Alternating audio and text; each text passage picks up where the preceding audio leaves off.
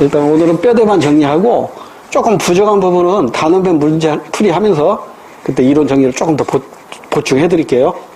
오늘 이제 2시간 남았는데 2시간 가지고 아슬아슬할 것 같아서 조금 더 한 30분 정도 더 할 수도 있는데, 가면서 결정하자고요. 자, 뼈대만 일단 정리하고 가게요. 지금 사회 집단부터 시작해서 사회 조직까지 공부했고, 또 사회 조직에 대해서 쭉 정리했어요. 자, 이번에는 이 사회 집단 속에서 우리들이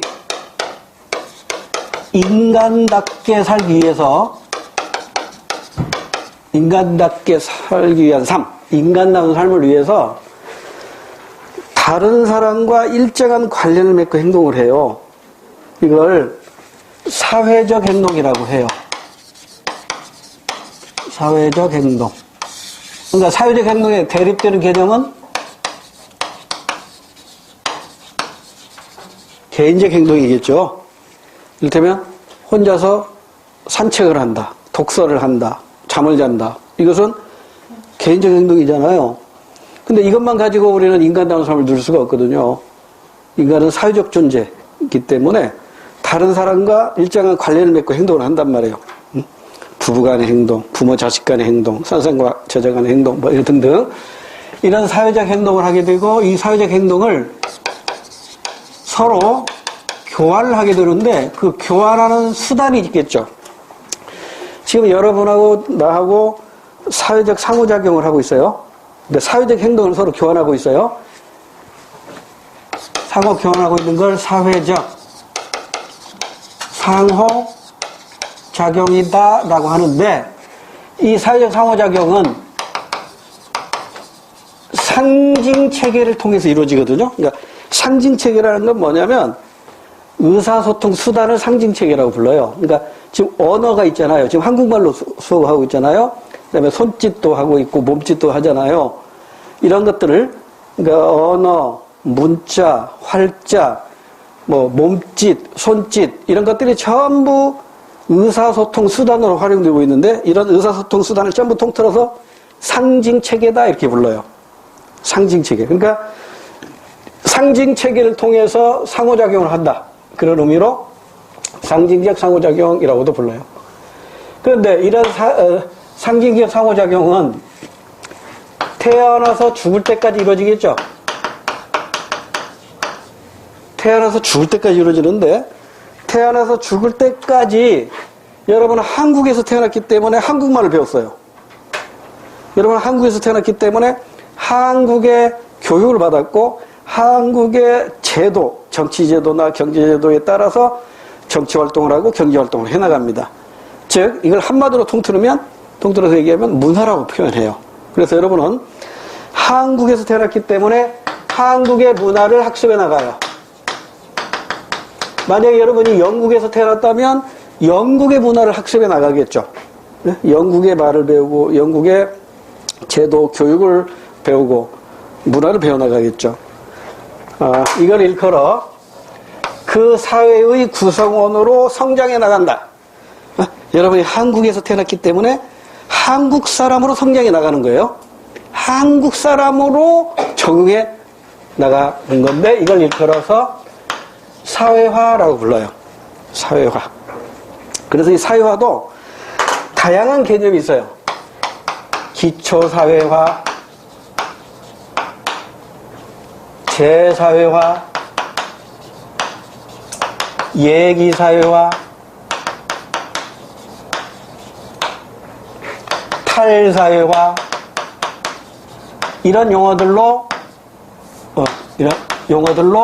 다양하게 사용됩니다. 그러니까 기초사회화라는 것은 대한민국 사회에서 필요로 하는 최소한의 언어 배워야죠.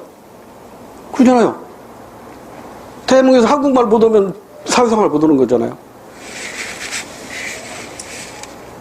그래서 이 사회화의 과정을 보면 유아기 사회화, 유년기 사회화, 청소년기 사회화, 장년기 사회화, 요즘 장애인을 알아서 그냥 바로 노년기 사회와 이런 식으로 표현하더라고요. 청소년기 사회와 노년기 사회와 이렇게 단계별로 나가는데, 여기에서 제가 기초사회에서 가장 중요한 게 언어라고 그랬죠. 언어. 그래서 이 언어는 언제 배우냐면 이때 언어를 배워요. 그럼 무슨 일이 발생할까요? 유년기 때 무슨 일이 발생하냐면 언어를 배움으로써 이제 부모의 품 안에서 벗어나 다른 사람과, 가족이 아닌 다른 사람과 의사소통이 가능해져요. 그러다 보니까 인간 최초로 갈등을 경험해요. 갈등. 그러니까 여러분이 태어나서 언어 배우면서부터 갈등이 시작되는 거야. 우리 인간에게. 갈등이 시작되면서 내가 누구인가를 깨닫기 시작해요. 내가 누구인가. 자아의 개념입니다. 그래서 유년기 때 굉장히 중요한 기초사회화가 이루어집니다. 근데 유년기 때에 이 기초사회가 이루어지지 않으면 사회적 존재로 성장할 수가 없어요. 그래서 수능에서 나온 문제들 보면은 프랑스 근교 산에서 발견된 14살짜리 아이가 늑대 울음소리를 하면서 막 머리는 산발하고 네 발로 걸어다니는 거야. 그러니까 늑대 젖을 먹고 큰 거야. 그래서 얘를 이제 병원에 데려와서 이제 사회화를 시킨 거예요. 그래서 이제 프랑스 단어, 프랑스 알파벳 가르치고, 이제 단어도 가르치고, 사과, 꽃, 뭐 이런 가르쳤겠지. 그래서 이제 단어를 가르치고, 이제 단어와 단어를 연결하는 문장을 배우다가 얘가 사망을 해요. 스트레스 받아가지고. 여러분, 돌고래 쇼하는 돌고래 평균 수명이 40에서 45세랍니다.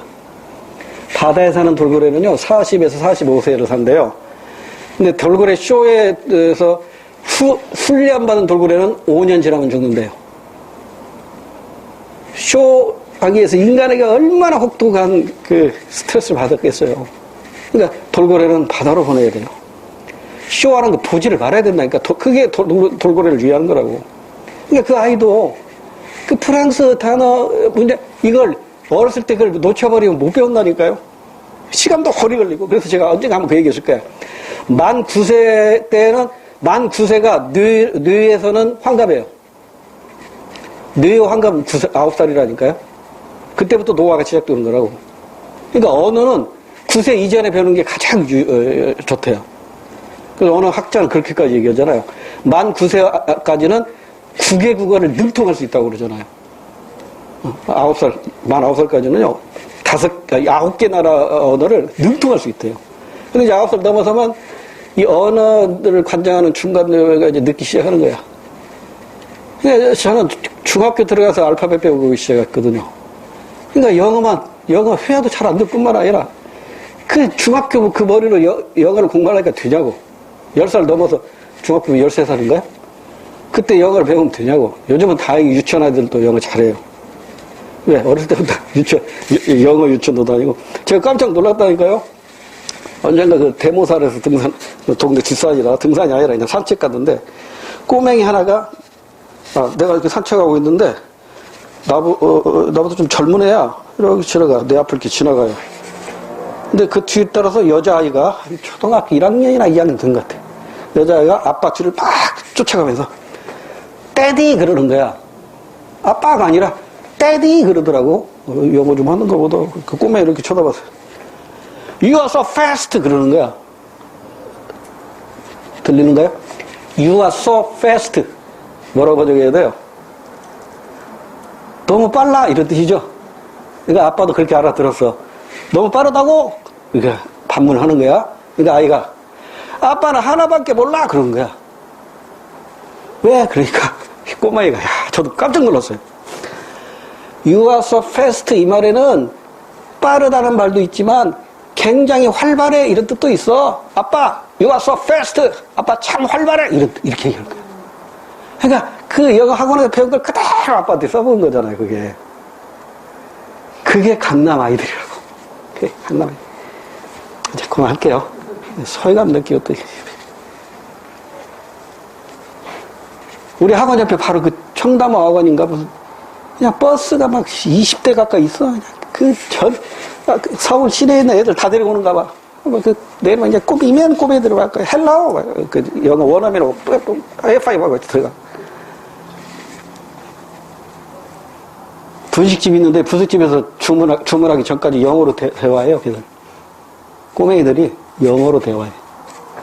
그런 거 보면 진짜 강남의 교육 수준은 세계 최고 수준일 것 같아. 근데 대학 가서 맥을 못 추죠, 걔들이. 서울대까지는 잘 가요. 근데 대학 가서 맥을 못 쳐요. 저는 학원 원장 아들 둘이 서울대 법대를 들어갔어요. 서울대 법대까지는 학원에서 기계적으로 가르치면 들어가요. 근데 그 다음 들어가서 못 따라가더라고. 그래서 지금 영어 선생합니다. 서울대 법대 나와가지고 학원에서 영어 선생이에요. 그러니까 애들 창의성을 가르쳐야 되지, 막 기계식으로 막 주식으로, 이게 별로 안 좋은 거라고. 얘기가 좀 엉뚱한 들어갔는데, 본론을 봅시다. 그래서 시험 문제에서, 이 과정에서는 여기에서 가끔 시험 문제가 출제가 됐어요. 제 사연은 이게 성인의 사유화를 제 사유라고 하고, 성인의 사유화를 제 사유라고 해요. 문제 풀이할 때 조금 더 보충 설명 드릴게요. 지금 그 문제까지 얘기하다 보면 너무 시간이 많이 걸릴 것 같아서. 얘기 사유화는 미리 하는 거죠. 대학교 신입생들한테 오리엔테이션 하거나, 여러분 공무원 임용시험 합격하면 공무원의 자질, 능력을 키우기 위해서 연수받아야 됩니다. 그 연수 과정, 이런 것들이 다 얘기 사유화죠. 그 다음에 탈사유화는 뭐냐면, 기존의 사유화가 잘못된 거야. 이거 벗게 되는 거야.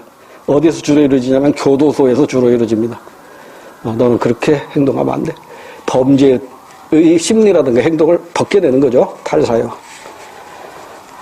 그 다음에, 사회화에서는, 가장 시험 문제들 많이 나오는 게 이거예요. 사회화 기관입니다. 사회화 기관. 그래서 사회화 기관을 크게 이게 둘로 나눠봐야 돼요. 사회화 기관이, 내용에 따라서, 목적에 따라서,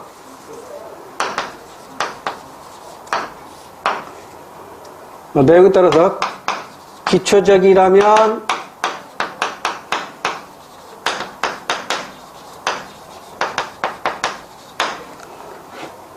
전문적인 내용을 사유화로 배운다면 2차적 사회기관. 그러니까 이렇게 구분하죠. 1차적 사회기관과 2차적 사회기관으로 구분해요. 그 다음에 목적에 따라서 사유화가 주목적이면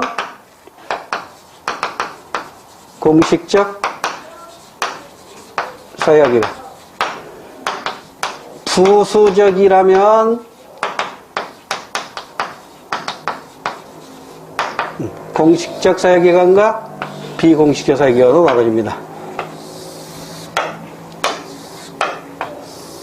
시험 문제에서 가장 많이 언급됐던 것 한 4개나 5개 정도 한번 해볼까요?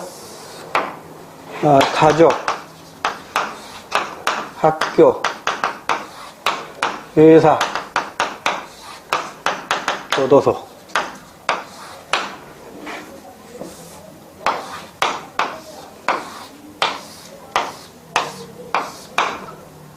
대중매체.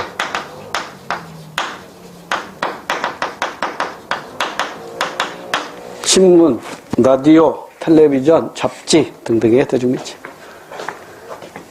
자, 가족은 1차예요, 2차예요? 1차. 공식이에요, 비공식이에요? 비공식적 사회기관이겠죠. 학교 2차 공식. 회사 2차 비공식. 교도소 2차 공식. 대중매체, 신문, 라디오, 잡지, TV 2차 비공식. 이렇게 되는 거죠. 깜빡깜빡 속지 마세요. 집중력 떨어지면 좀 깜빡깜빡해. 시험 문제 주로 나왔던 게 이것들이에요. 그 다음에 이제 사회화를 보는 관점. 미시적 관점이 있죠? 상호작용론. 상징적 상호작용론. 그러니까 엄마, 아빠, 자녀들 간에 상호작용하면서 엄마 역할, 아빠 역할, 자녀 역할이 결정되듯이 상호작용하는 가운데 사회화가 이루어진다는 것이고, 거시적 관점은 사회화를 긍정적으로 보는 기능론이 있어요. 그러니까 사회화를 통해서 우리 사회가 필요로 하는 인재를 육성해서 적재적소에 심는 역할을 하는 게 사회화이기 때문에 사회화는 없어서는 안 된다라고 보는 관점이 기능론적 관점이라면, 갈등론적 관점은 사회화가 없어져야 된다는 거예요. 왜냐하면 한 번 금수저는 영원한 금수저로 만드는 게 바로 사회화라고 보는 거예요. 그리고 학교제도 이런 거 필요 없다고 보는 거예요. 대학제도 이런 거 필요 없다고 보는 게 바로 갈등론이에요. 이런 것 때문에 오히려 빈부의 세습이 나타난다는 거죠. 부의 세습이 나타나고 가난의 세습이 나타난다 라고 보는 게 갈등론의 관점입니다. 그러니까 이해하시면 돼요. 이해하시면 되고. 그 다음에 이제 이러한 사회적 상호작용의 유형에는 세 가지가 있죠. 갈등적 상호작용, 경쟁적 상호작용, 협동적 상호작용, 세 가지가 있습니다. 뭐 굳이 제가 말씀 안 드려도 갈등의 의미, 경쟁의 의미, 협동의 의미 다 아실 거예요. 우리 교재대로 간단하게 참고하시면 됩니다. 어디쯤에 있을지 잘 모르겠네요. 자, 이렇게 해서 상호작용과 관련된 내용은 시험 문제 나오는 말은 요거밖에 없습니다. 자, 그 다음 단계로 갑니다. 자, 사회적 상호작용을 태어나서 죽을 때까지 지속하게 되죠. 그리고 이제 예측 가능한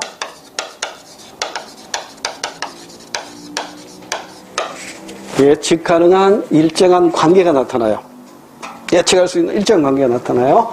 자, 이거 지우고 갈게요.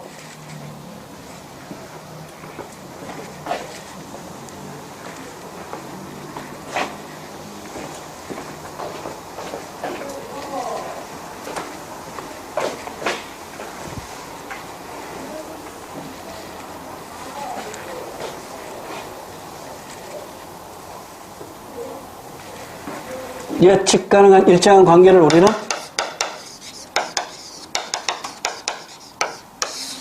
사회적 관계라고 불러요. 사회적 관계. 이 사회적 관계 속에서 지위,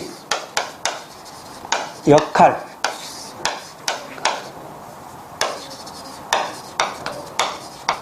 행동 체계가 만들어지고요. 그 다음에 또 하나는 역할 갈등이 나타나기도 해요. 근데 이 역할 갈등은 역할 모순과 역할 긴장으로 나눠져요. 그러니까 지위라는 것은 사회적 관계 속에서 부부 관계가 형성되면 남편의 지위, 아내의 지위가 만들어지잖아요. 그럼 자녀가 태어나면 아빠의 지위, 엄마의 지위, 그리고 아들, 딸의 지위가 나타나죠. 그래서 이 지위에 기대되는 행동을 우리는 역할이라고 불러요. 역할. 그러니까 이 역할은 누구나 동일해요. 아빠 역할이 문재인이나 나나 똑같다고요. 아빠로서 역할은. 엄마로서 역할은 대통령 영부인이나 청소부 하는 아줌마나 다 똑같다고요. 엄마로서의 역할은.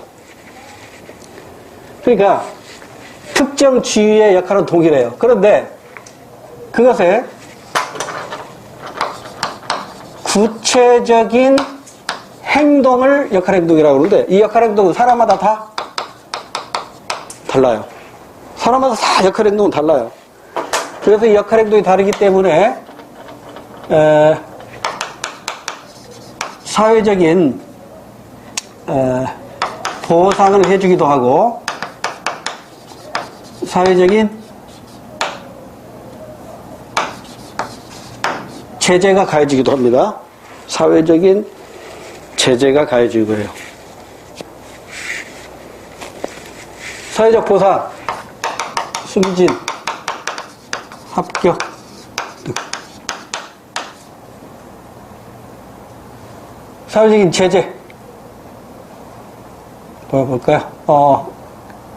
감봉, 면직 되겠죠. 그 다음에 한 사람은 이 두 개의 지위 이상 가져요. 선천적으로 얻는 귀속지위가 있고 후천적으로 얻는 성취지위가 있어요. 여러분, 부모는 성취지위의 귀속지위예요? 부모? 성취지위죠. 아들, 딸은?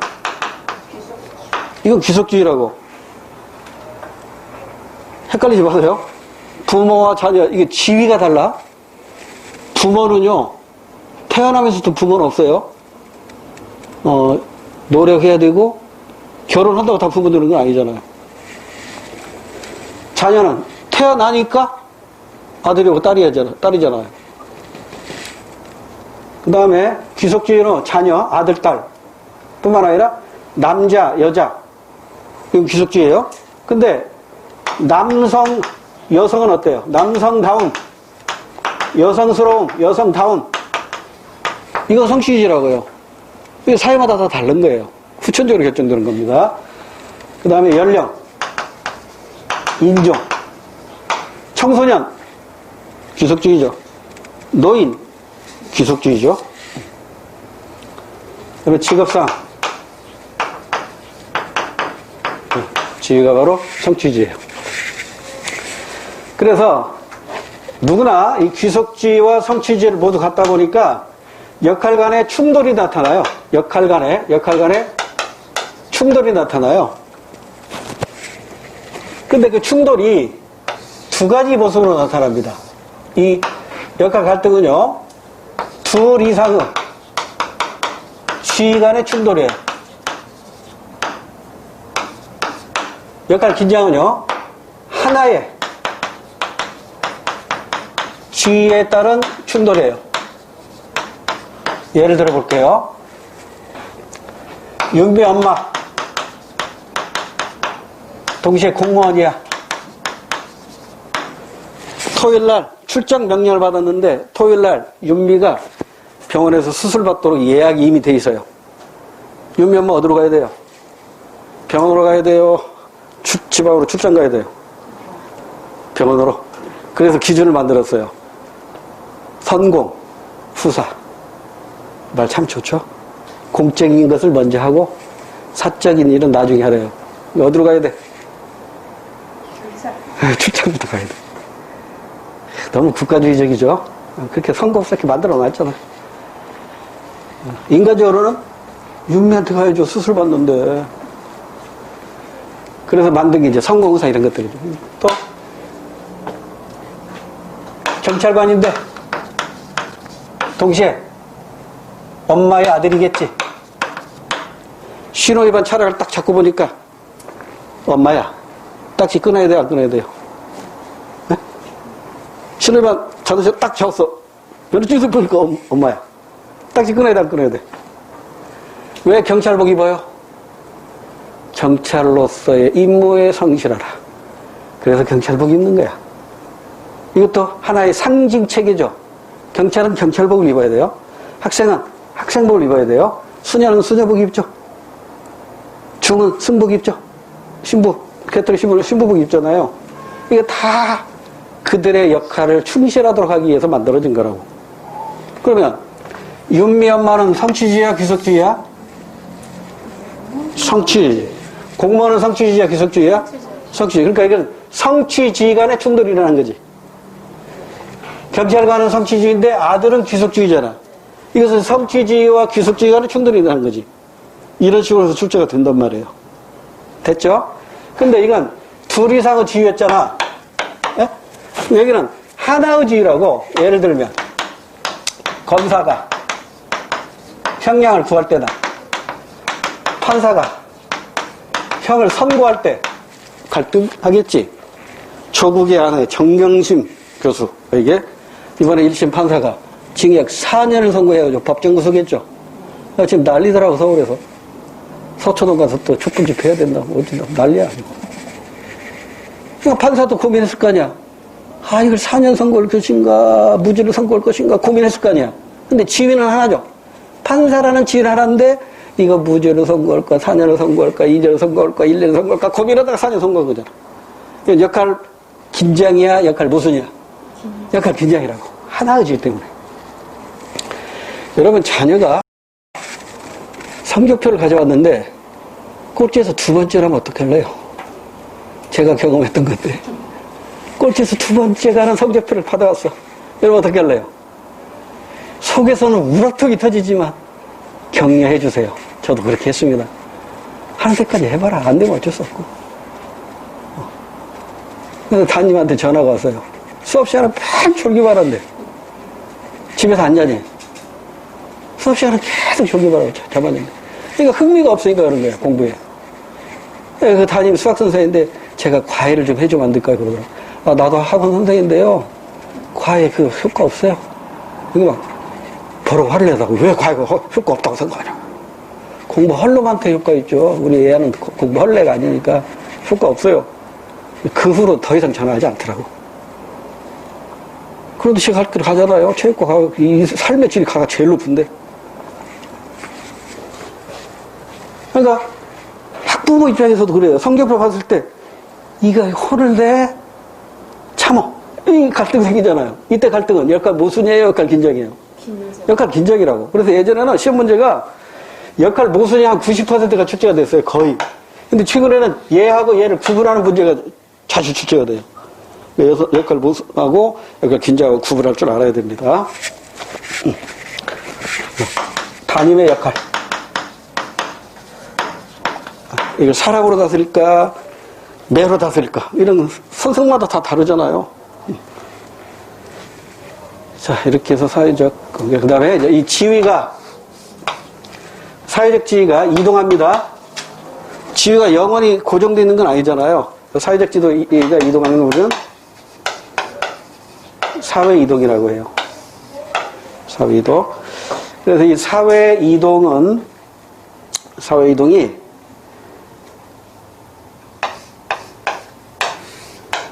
첫째, 방향에 따라서 수평 이동하고 수직 이동이 있어요. 두 번째, 범위에 따라서 세대 내 이동과 세대 간 이동이 있어요. 그 수직 이동은 상승 이동과 하강 이동이 있어요. 그 다음에 원인에 따라서 개인적 이동과 구조적 이동이 있어요. 근데 여기서 시험 문제가 나오면 대부분의 도표 분석 문제가 나와요. 그래서 도표 분석 문제 풀 때 하나의 모델을 제시할게요. 이 도구를 알아야 이 문제를 풀어요. 상중하로 줍니다. 부모 상중하. 합이 나오겠죠? 자녀도 상중하. 합이 나오겠죠? 합이 나옵니다. 그러면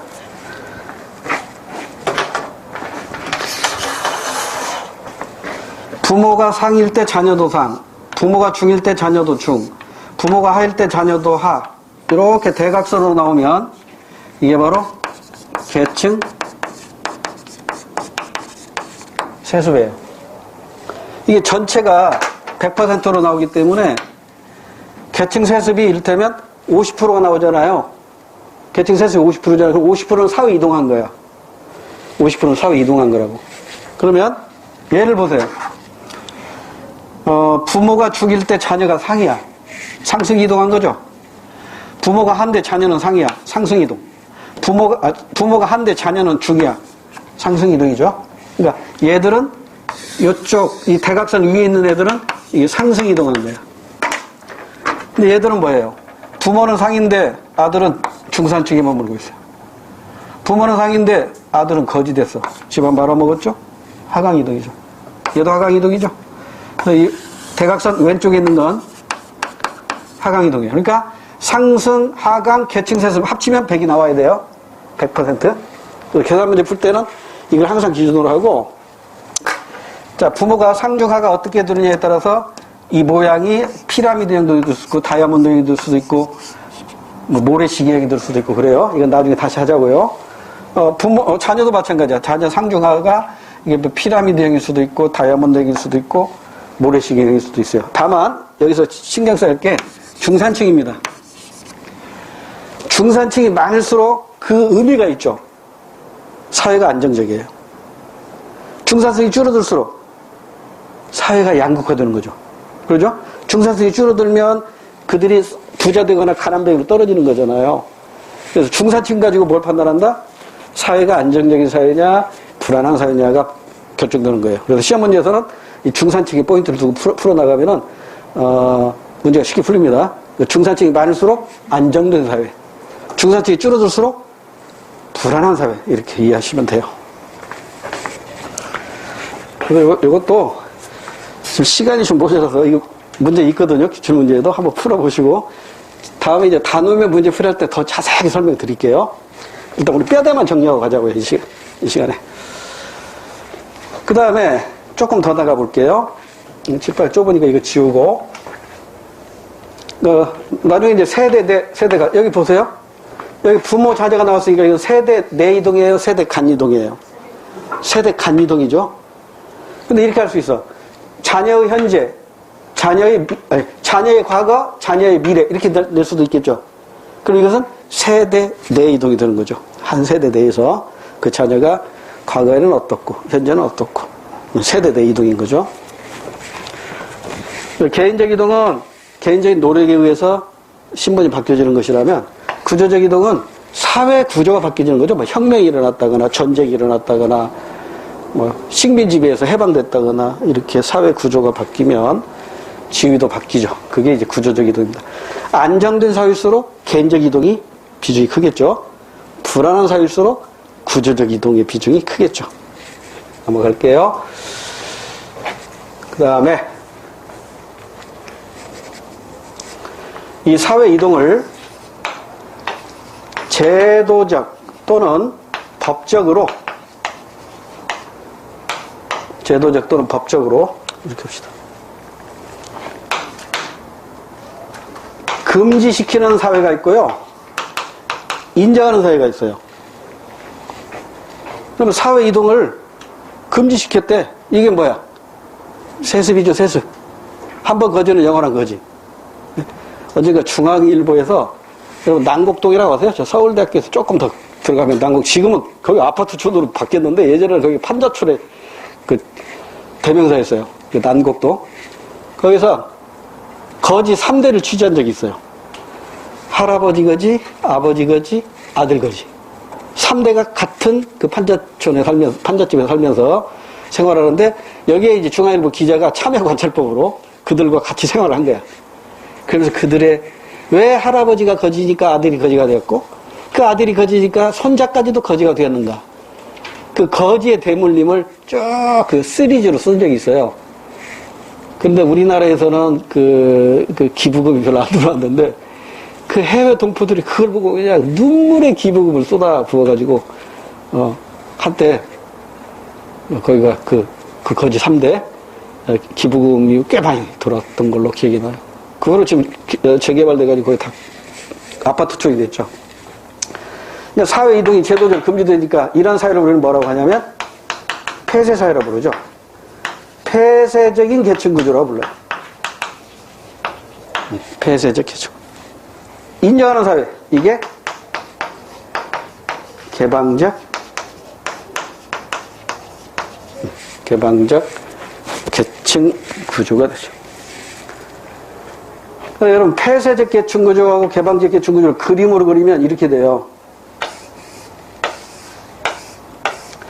상, 중, 하. 지금 그냥 네모형으로 그렸습니다.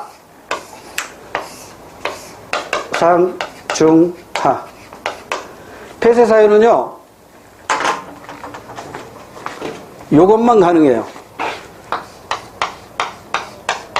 수직 이동이 불가능하고 수평 이동만 가능해요. 근데 개방 사회는요, 요게 가능해요. 누구든지 사다리 타고 올라갔다 내려갔다 할 수 있어요. 이게 개방사회. 그러니까 이거 조심해야 돼요. 우리가 보통 전통사회 하면 피라미드형이죠. 전통사회 하면 이게 신분사회잖아요. 그 신분사회에서는 상류층이 적고 중산층이 많고 하류층이 가장 많잖아요. 이거다 연결시키려면 큰일 납니다. 전통사회는 폐서직계층 구조다 하면 큰일 나요. 폐서직계층 구조는 전통사회다 하면 큰일 나요. 왜 그래요?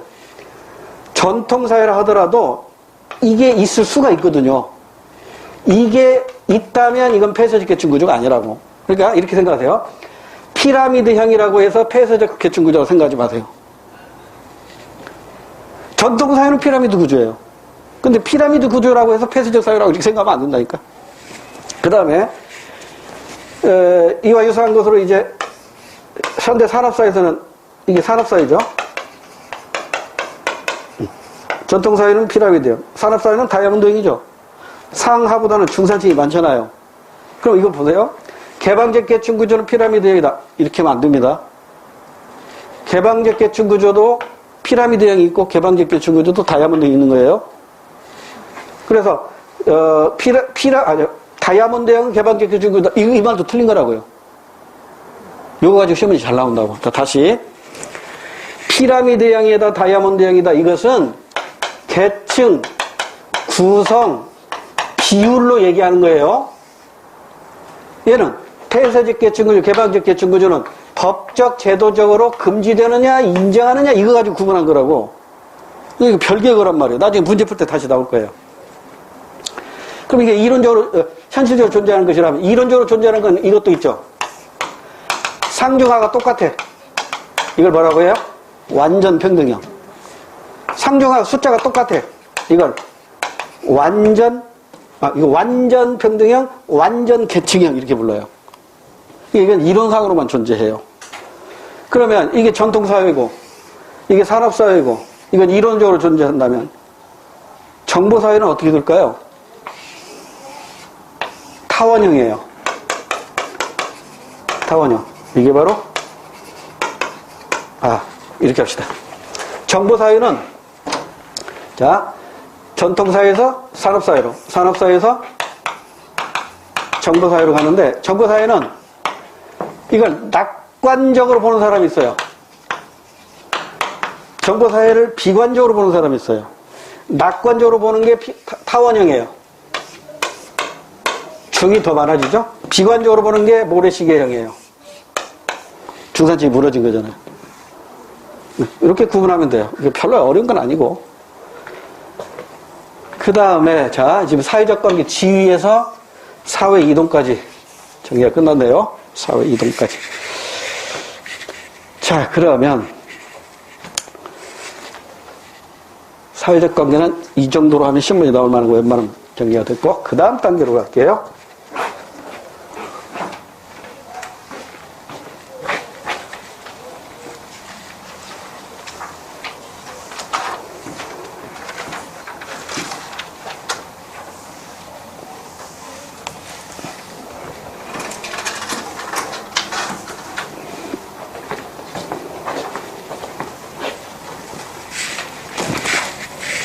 사회적 관계는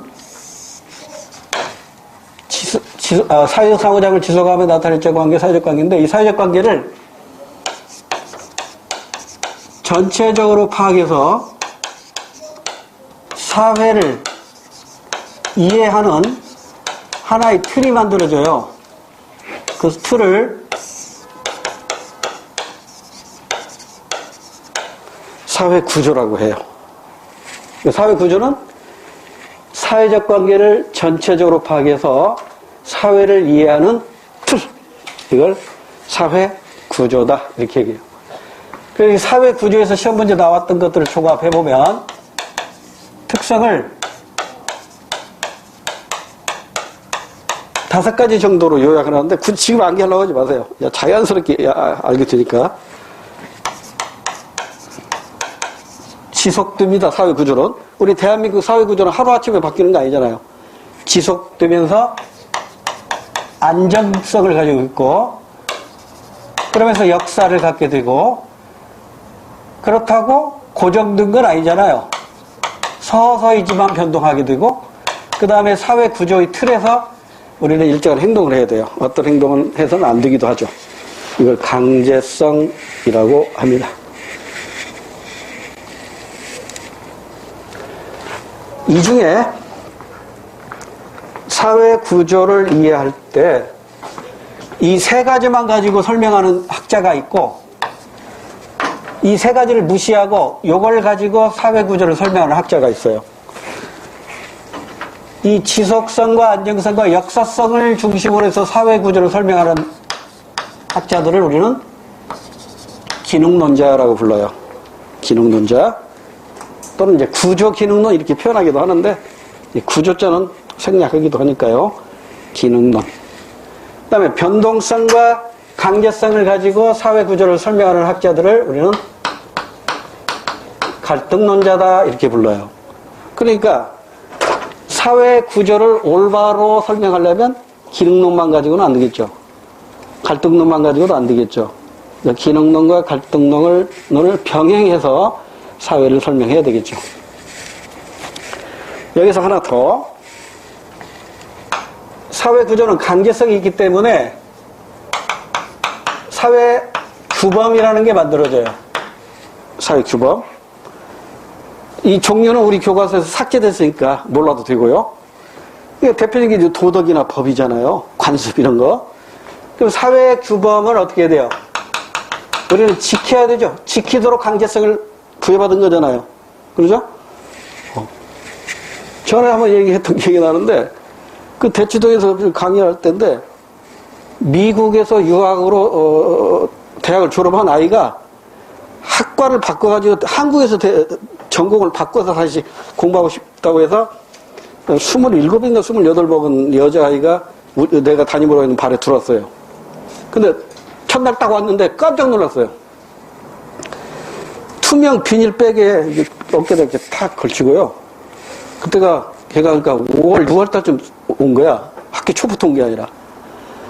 옷을 입었는데 배꼽이 보이는 옷이야. 배꼽 다 나와요.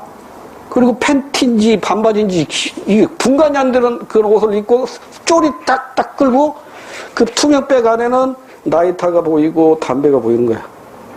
책도 안 갖고 있어. 첫날 늦어감치 온 거야. 그래서 내가 바로 그랬죠. 왜 학생? 집이 어디야? 개포 5단지 사는데 집도 가깝네. 집에 가서 빨리 옷 갈아입고 와. 왜요? 그런 거야. 왜요? 이렇게 복장을 하면 선생님이 수업할 때 어디다 눈을 둘지도 모를 뿐만 아니라 다른 학생들이 공부하는데 지장이 크니까 빨리 옷 갈아입고 와. 저 미국에서 수업할 때 그냥 복장이 이러던데요? 그 미국이고. 빨리 옷 갈아입고 와. 이상한 선생님하고 가더라고요. 그래서 조금 이따 전화가 왔어요. 엄마한테. 학원 안 다닌답니다. 예, 알았다고. 오지 말라고.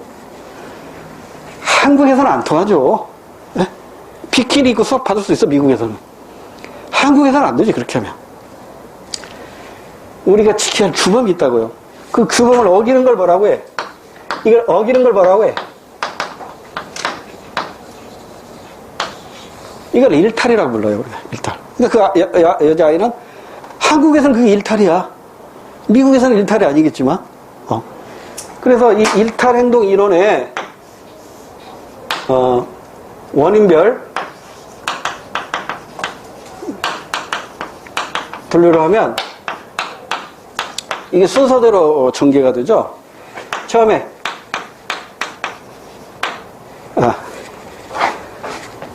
듀르켐이 얘기하는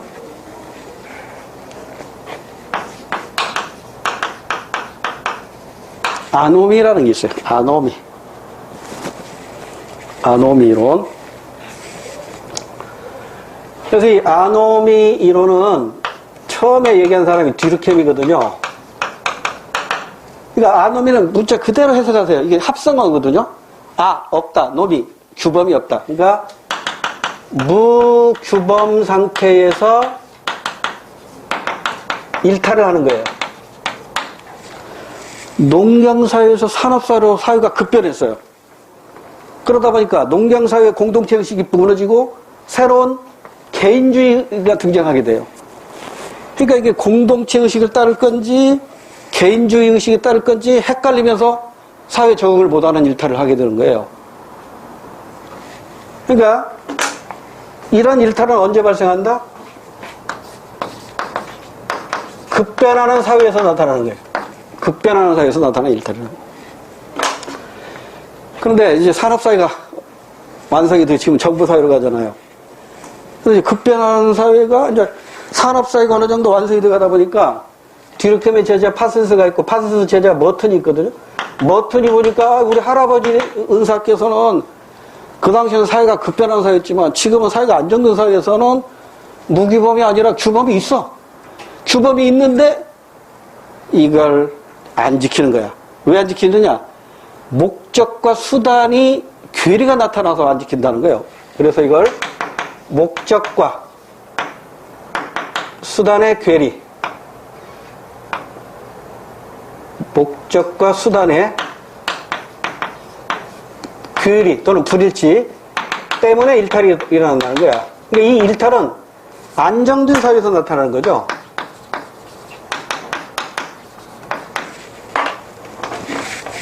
이게 뭐냐면 봐요.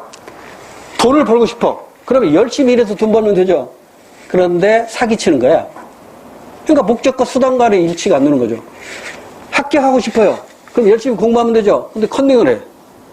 그러니까 목적과 수단이 지금 일치하지 않는 거잖아요. 국회의원 당선되고 싶어. 그러면 열심히 정당하게 선거운동 하면 되죠. 부정선거를 해. 수단이 잘못된 거잖아요.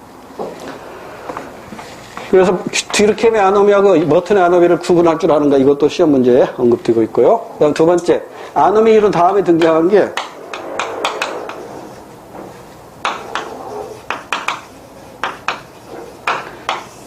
차별적 규제론입니다. 이게 서덜랜드라는 이제 범죄 심리학자가 얘기한 건데, 이건 뭐냐면 일명 학습 이론이라는 거예요.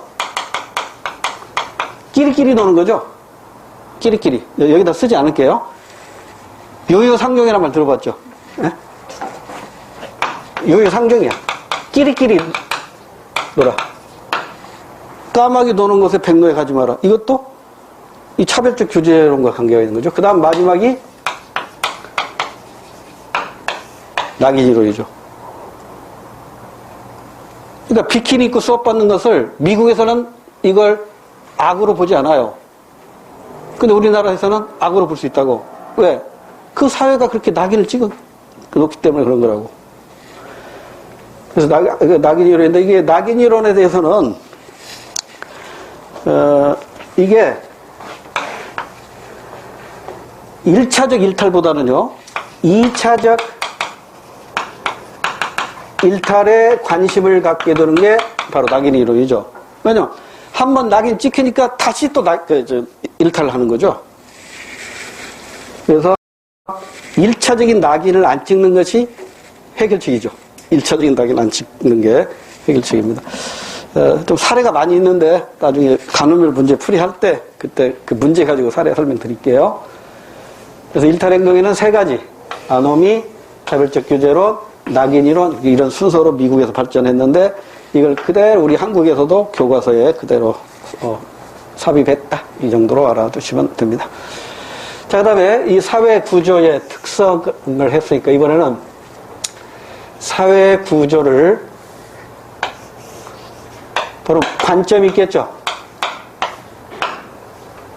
사회 구조를 보는 관점은 미시적 관점이 있어요, 없어요?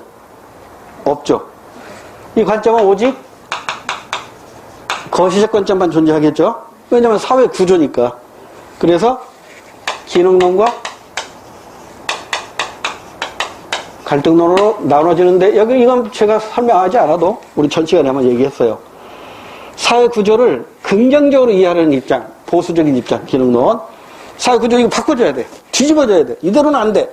아무리 노력해도 안 돼. 사회가 바꿔줘야 돼. 그게 갈등론적 입장이죠. 이미 설명했던 것이니까 생략해도 되고요. 자, 그럼 이 사회 구조 속에서 개인과 사회는 어떻게 봐야 될 것인가? 개인과 사회를 보는 관점. 하고, 그 다음에 두 번째는 이 사회 구조 속에서 불평등 현상이 나타나거든요. 그리고 이 불평등 현상을 보는 관점.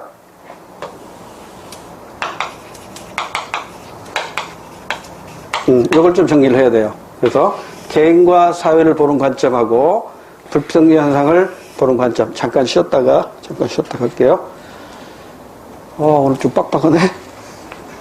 왜 이렇게 시간이 좀 빡빡해졌을까? 오늘 한 30분만 좀 더 하게요. 배고프더라도 조금만 참게요. 그다음에 사회학 조금만 이제 더 하면 이제 이게 사회학은 끝나요. 그 다음에 문화표는 한 1시간도 못 걸려요. 1시간도 못 걸려요. 문화표는 간단하게 하면 되니까. 잠깐 쉬었다.